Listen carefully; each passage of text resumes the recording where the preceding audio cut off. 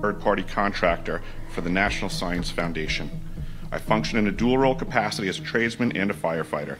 My responsibilities required me to be more informed than most of my crew and offered me complete access to the facilities.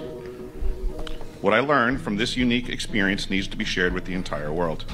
The technology at the South Pole Station certainly can do what it is presented as its primary purposes, and unfortunately, much more.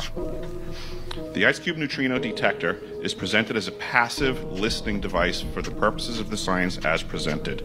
But I'm going to skip right through the chase, folks.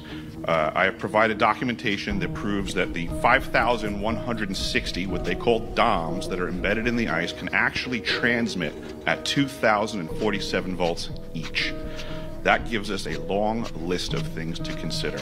It is effectively a multifaceted directed energy weapons platform that I will list rapidly a few things that it can do.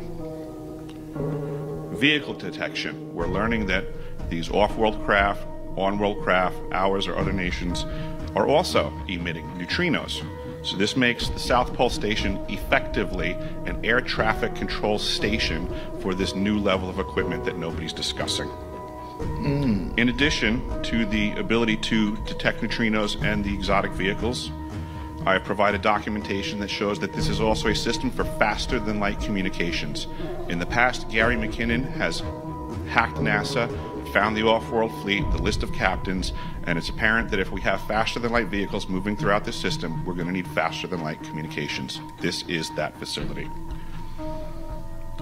Unfortunately, I have other bad news.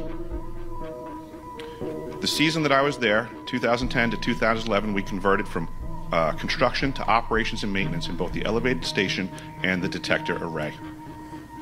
Unfortunately, when they first fired it up, that was when we had the earthquakes in Christchurch, New Zealand. There was 2 incidental shots before they were able to target it correctly. This is an earthquake generating device as well. This is the weapons of war that we have to deal with now and what Raytheon's hiding.